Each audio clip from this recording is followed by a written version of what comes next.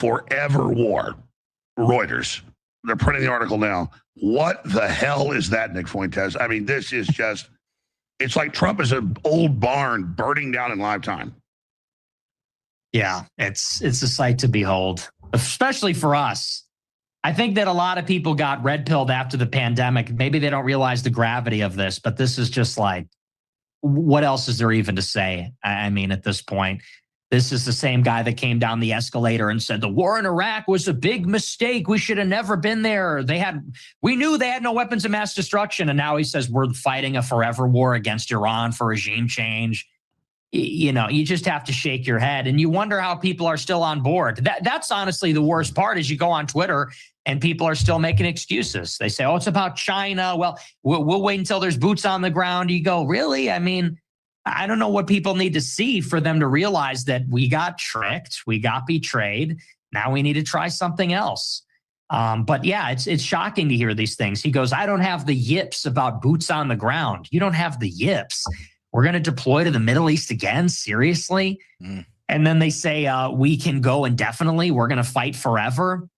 Now, in fairness, I think that when he says that is rhetoric. And that all of this is to sound strong, but the point is, it's antithetical to what he ran on.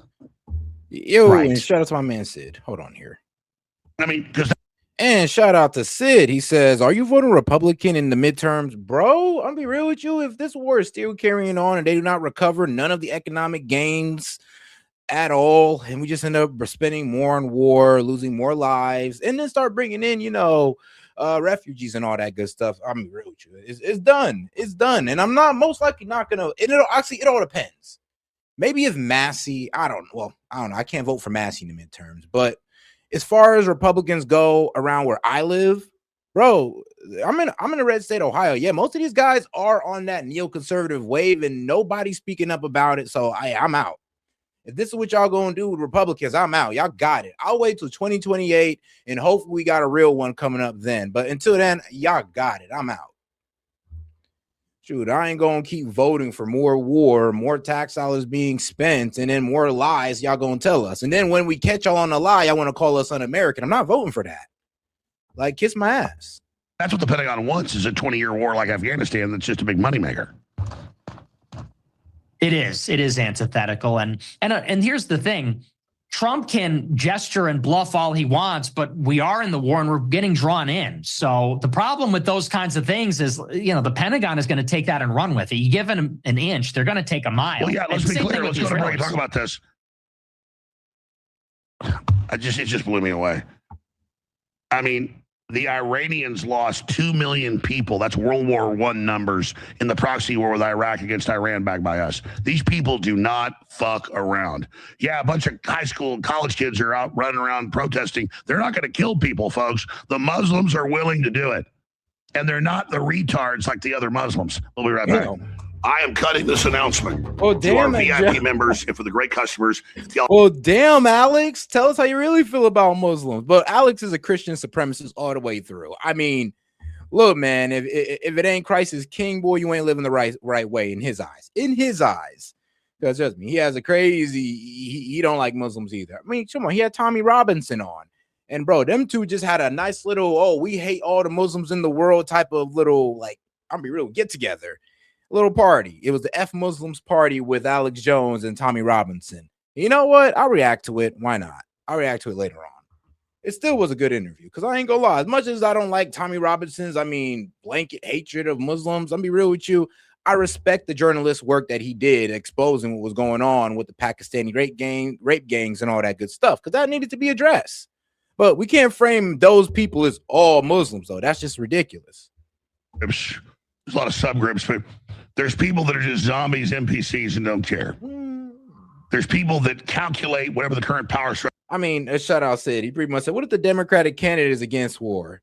Yeah, that's just one marker. You got to also be able to correct the economy, handle affordability, and all that good stuff. Like, we just can't vote for Democrats because the F-Trump agenda is going to make them anti-war. God forbid the Biden got us into this. These guys will be jumping up and down telling us to support the war. And they'd be telling you, Sid, how you're just not a real Democrat or a real liberal, bro. They'd be gaslighting you at this point. So I don't know. It got to be more than just they're anti-war. That's a starter, but they got to also have something else as well. Sure doesn't go along with that. And then there's people that do what's right and don't think about the consequences because it's spiritual ingrained in them to do the right thing. And you got to have a fourth group that are good but are scared to tell the truth. And you can add a lot of other groups, subgroups to that. But people always ask who pays you, who does this. I sell you stuff straight up, supplements, books, T-shirts, whatever. It's all great stuff. But I love the truth. I love humanity. I am a good person. My ancestors were good. I never really thought about older, but I'm like measuring up to them. I never really talk about my ancestors because it's like I'm going to live off them, but it's ridiculous. I'm all the way back to William the Conqueror and the old kings of England. And, the inventor of the stock exchange and the Greshams, just on my mom's side. And then they all got kicked out. So they went to the New World, do their own deal. And the Mayflower on my dad's side, all of it. But I'm doing this myself. This is me. This is my time. Alex Jones did this with you. Oh, so I don't live in some class thing where it's off my name. This is a meritocracy. Yeah. In the meritocracy, I've kicked some ass. And then I look at people in the political system, left, right, you name it, that just go with what will get them ahead, but they don't think about the second, third, fourth order of things. Well, I'll tell you the sixth or seventh order. And in historical mathematics and political equations, politics is math. You got it all together. Doing what's right and not thinking about all the different permutations is the most sophisticated thing and the most powerful always. So I can think through all these levels and get lost in it for hours and do incredible things consciously. But just being good and doing what's right, I always see God's. I mean, Sid, you actually got a really good point. He said for Congress, not president. I mean, like, yeah. Honestly, yeah, like I said, I'd have to read out his whole spiel and all that. But if he's anti-war and he's running for a congressman in Ohio, I mean, yeah, I would love a guy who's anti-war to have a voice out there on Capitol Hill that's representing the people of Ohio. Like, I would love that. Plan in the end was the most advanced thinking. And Nick, I think it's important to state that because I can tell, and I know you get ready for your show. I've seen you ready for it here. You're just reading, researching. Nobody's telling you what to say. There's no handler. When they've sued me, the Democrats and their big law firms, they're always like, who's the boss? Where's the money? Who tells you what to say? They cannot believe for years till they depose the whole crew. Like, who tells you what to say? They don't even get like this is real because for them, they're slaves. It's all handed down to them. Every fucking word they say. So speak to authenticity. If you say what you want about Nick Fuentes, you are your own man. You're not a Fed. You're not controlled. You're your own 26, 27, 28, whatever it is now, young man. And that very idea threatens them that there's so much native talent that God gave us through our species. Well, that's the thing. They're now trying to reverse engineer me. In the past year, they saw my clips go viral. They saw the show blow up. And now they're all trying to reverse engineer. And they want to say, well, what is the secret ingredient? Why are people listening to this guy? And in many ways, I'm sure they did the same with you. Authenticity and native intelligence. Well, they try to characterize it and they say, well, it's because they're edgelording or they're offering something sensational or it's, all different types of things. And they're always looking at it on the cosmetic level. But what they're missing is that we are real and people can tell. We are trying to do our best. We are trying to tell the truth. We are guided by our conscience and people can pick up on that. You're a live streamer in a sense. You're on radio. I'm more of like I guess we're both in live streaming. I've been live streaming since it started, yeah. But you can't hide. You can't hide on a live stream. When you do a show for 3 hours a day, every day for 20 years, and I've done it for 10 years, there's nowhere to hide on that. Eventually, people ask, how do you have energy? Because they got to calculate everything in 2 minutes. No, the answer is I don't calculate how I look. Bro, I'm telling you, bro, live stream, I mean, look, it's way harder than your pre-recordeds. Like, look, if you're good at live streaming, apparently you're going to be that guy with pre-recordeds. And I haven't even done no pre-records yet. I just cut my live stream down to clips and I give it out to you guys. But I ain't gonna lie, live streaming, yes, way harder than the pre-recorded videos. I already know what's true. Exactly. There's no energy to bullshit when you're on the air 4 hours a day. Exactly. There's no pretense. There's no facade. There's nothing like that. And that's what people like. People are sick of being lied to. People are kind of dumb, but they can tell when they're being lied to. sometimes. And I think that the basis of our appeal, or at least the reason why we have a fanatical following, people that follow us, really follow us, it's because there is that connection. They're tapped into the same thing that we are. I think you're right. Overall, you're right. But the big thing is you're right. You've been right like 99% of the time, Nick. That's why they do. I mean, sure, your jokes are funny. You know, you're a good-looking guy. You're witty. I edgelord too. It's fun. All right, bro. But it's unscripted. But at the end of the day, it's being right. You would not be successful if you were not correct. That's the final ingredient, is being right. That's what they don't like. The bad guys hate the fact that we're smart, we figured them out, and we're right, and they know it. And if people listen to us, they'll learn how we know. We tell them the secrets, how we know it, and we tell them it's game over.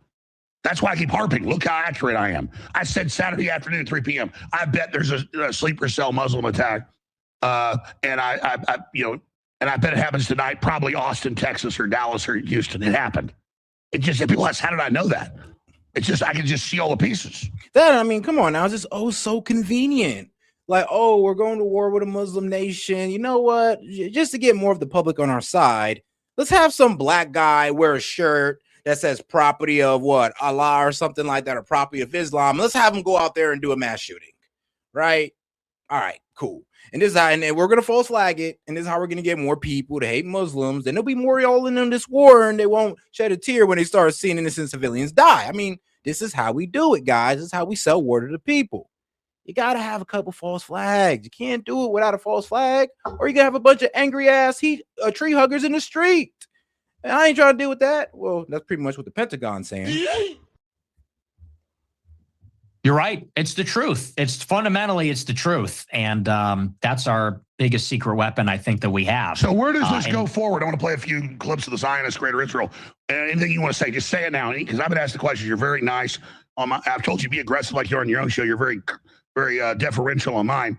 Give us 10 minutes of just however long you want. Nick Fuentes Unleashed. Nick Fuentes Unleashed. Well, to me, this entire debacle with Iran, it has to go somewhere. Like, I'm with you when you say, how do we pressure Trump to stop? How do we, although I am pessimistic that we can get Trump to change course, this does have to give way to something. It does have to generate action. And I continue to believe that the only action that is, really going to work, that is possible, is that we have to switch up the voting. I really believe that. Like, my playbook right now, when I look at this Iran thing, all this does is make me more confident that I was right in 24. Listen, I love Gavin McInnes, but he said something yesterday very profound. He goes, Trump's got us by the balls. I'm his bitch, basically. Well, I don't want to be in that position. Exactly. So you need options. You don't want to be somebody's bitch. You need options. You need to be able to walk away from the table. And what allows you to walk away from the table is if you have another option. You have somebody else to go to. And the Republican Party is like a woman. And I don't want to be mean to women, but it's just funny. When you tell a woman, I'm done, you're not in charge, they kiss your ass. As soon as you kiss her ass, you're in the doghouse. Yep.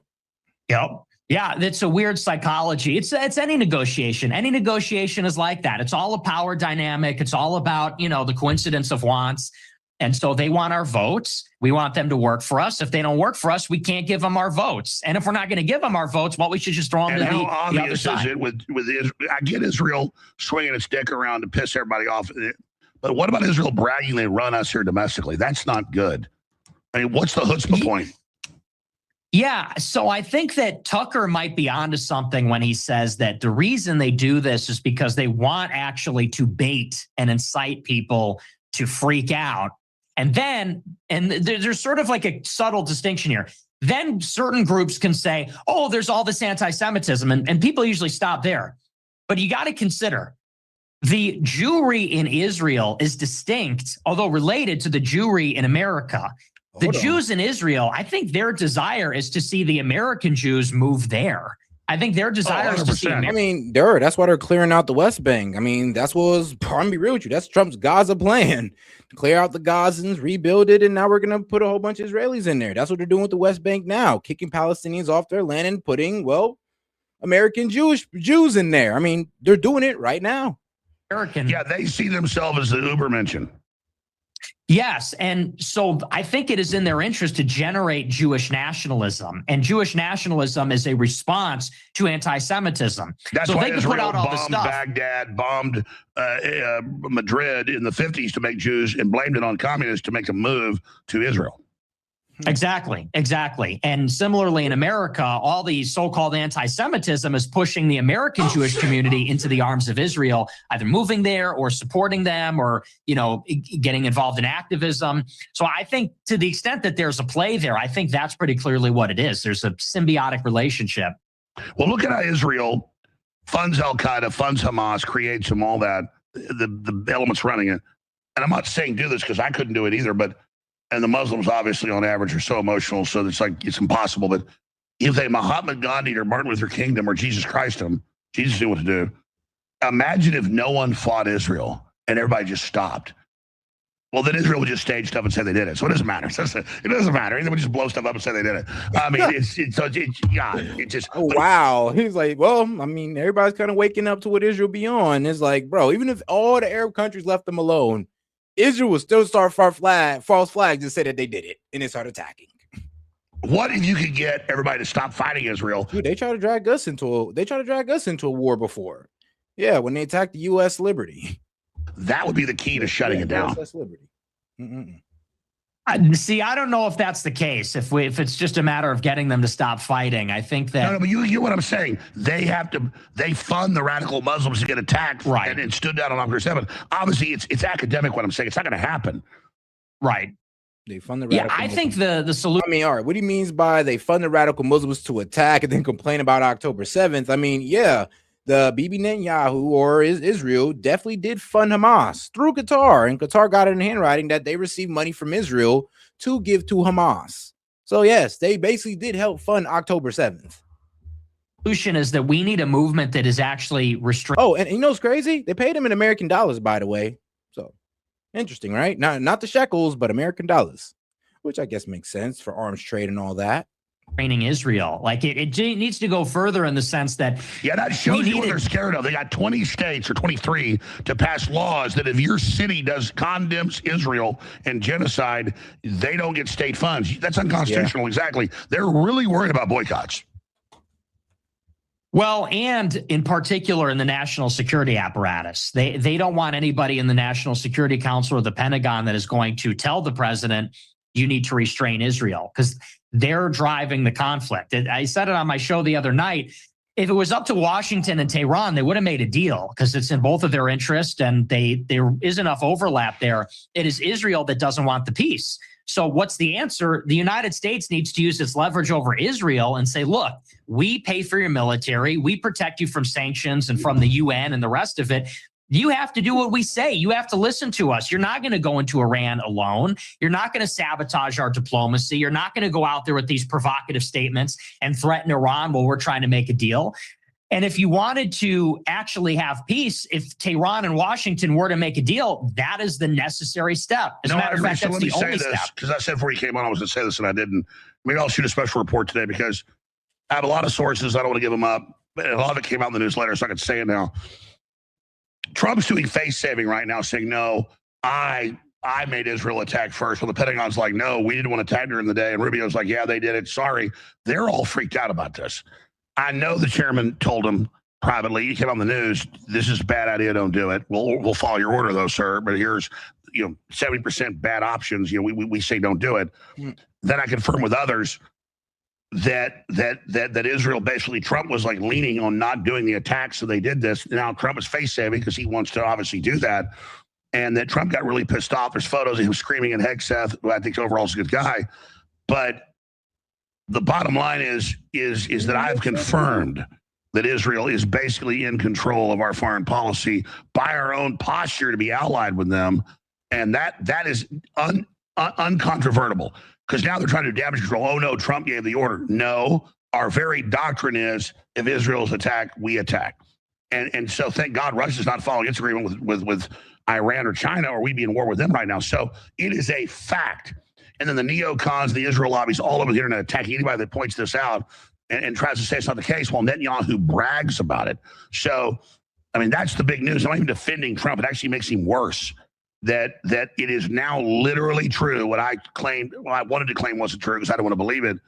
That Trump is an errand boy of Israel. And how do we deal with that, Nick Fuentes?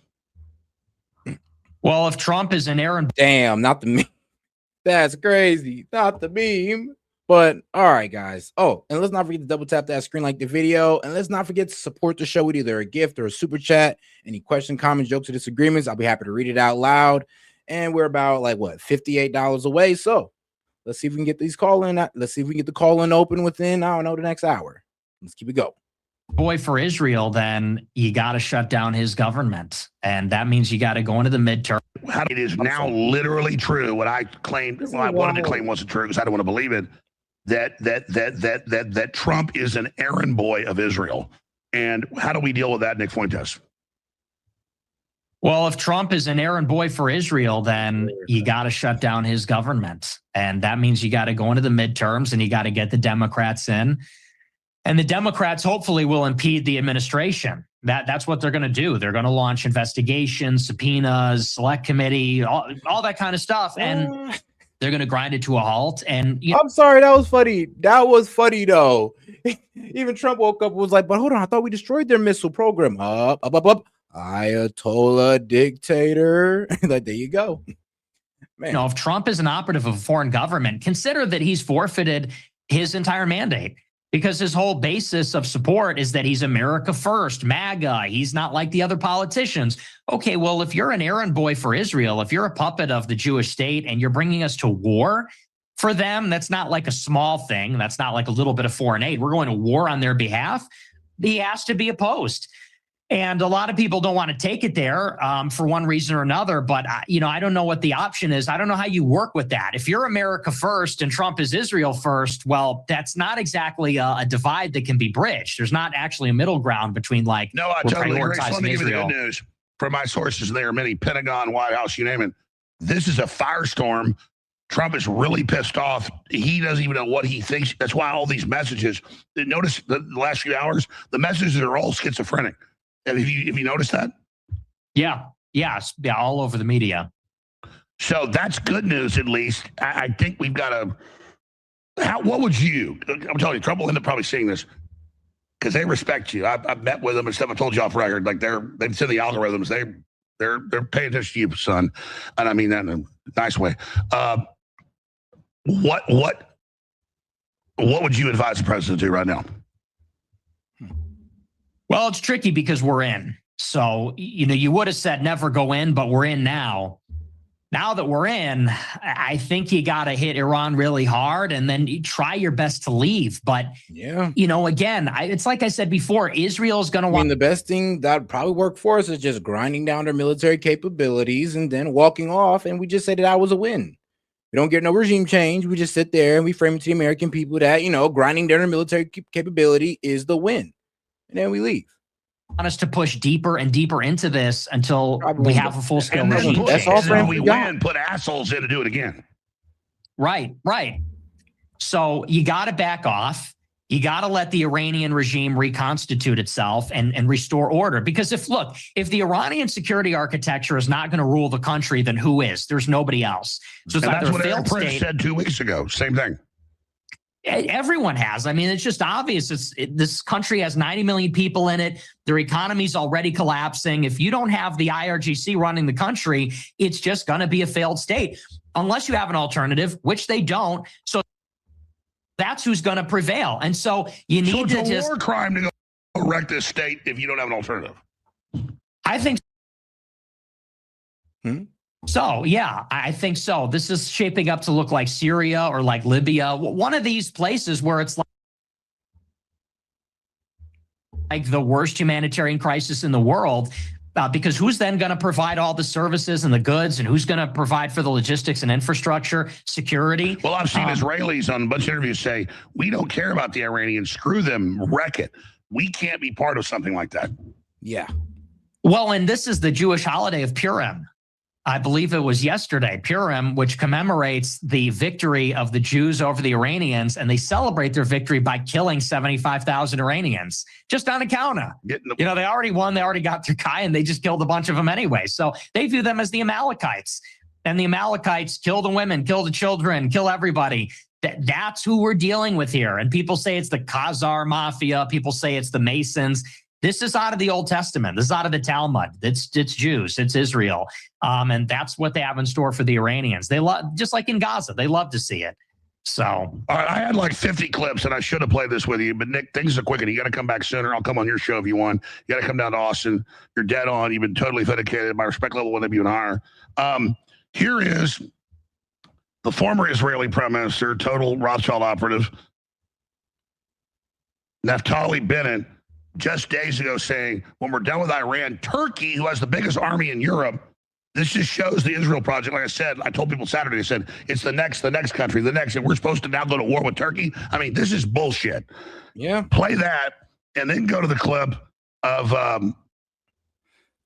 Naftali Bennett, an ex-Israeli prime minister, pretty much just said, yeah, the new Iran is Turkey.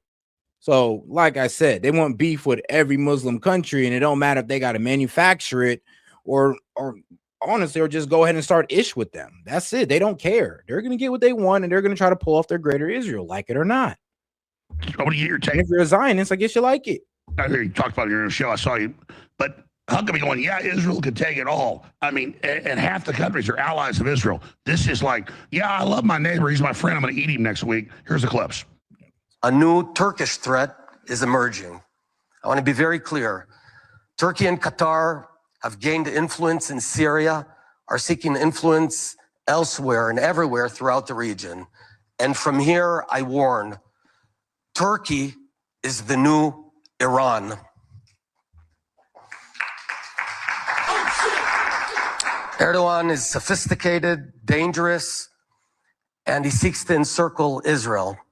And while some senior Israeli, even though Turkey hasn't expanded their borders, really shown any type of aggression, military aggression.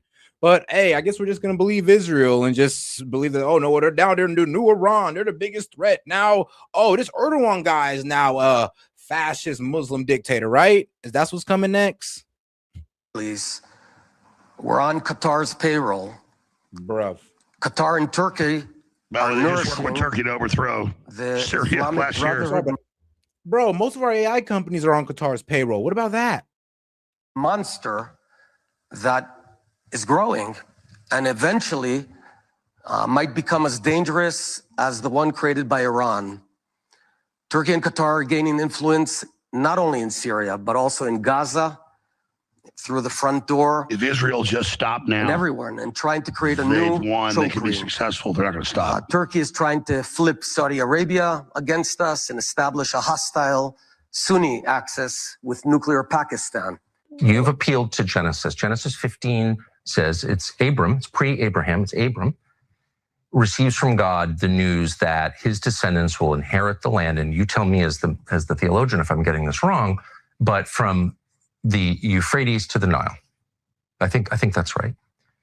And that would include like basically the entire Middle East. That would be the Levant. So that would be Israel, Jordan, Syria, Lebanon. It would also be big parts of Saudi Arabia and Iraq. It would be, I mean, I'm not sure it would go that far. I mean, it would be a big piece of land, but here's the point. It would be a lot of places that are now I love how you ropes him in. We'll just take most of it. Area that we're talking about now, Fuck this. Israel, is a land that God gave through Abraham to a people that he chose.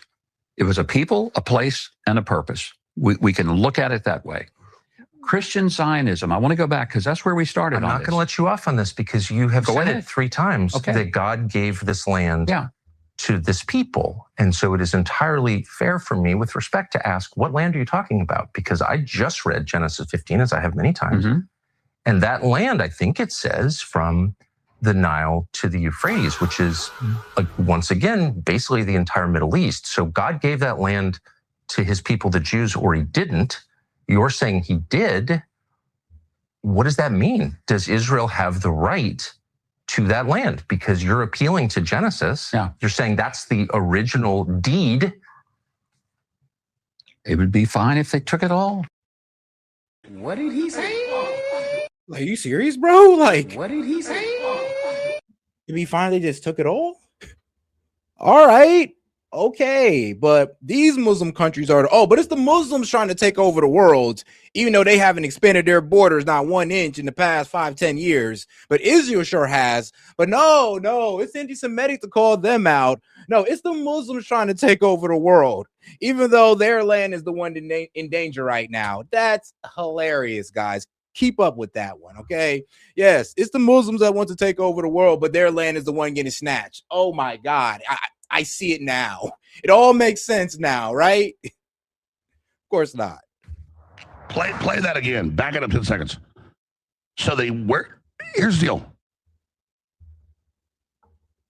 I can do the math. I can talk for 10 hours on this. They attacked Saudi Arabia, Jordan, all these places. I mean, we already had Obama put radicals in to take over Egypt. I mean, this is cuckoo town. Play it again. He's like, yeah, they can take it all. They will take it all. And we're supposed to be the muscle for this, folks. Here it is. Because you're appealing to Genesis. Yeah. You're saying that's the original deed. It would be fine if they took it all. But you want us to do it, Nick Fuentes. That's exactly right. And it doesn't stop everybody thought it would stop in Iran. And now they say, well, we're going to take out Erdogan and so on. And it just goes to show that's their end game, is they want to control the entire region. They want no rivals. And that's why they took out Iraq, Syria, Iran. And now what's actually funny, in their quest to destroy Iran, they've actually rallied everybody against them. So Saudi Arabia was getting ready to join the Abraham Accords in 2023 when October 7th happened, and then that derailed the process. Now the Saudis are working with Pakistan on a mutual defense pact. They're bringing Turkey into it. There is actually an emerging axis that is literally being built. Israel blames Iran when Saudi Arabia is clear. It's what Israel did. Right. Oh, yeah, of course. It's always Iran. It's always, then it'll be Erdogan in Syria. And it's funny because they took out Syria. Now they're worried that Erdogan is going to fill the power vacuum that they created. So and they worked with him tacitly to take down Assad. Right. Exactly. So we got 45 seconds left. Are you gonna do a show tonight? I'll be doing a show tonight. Yeah.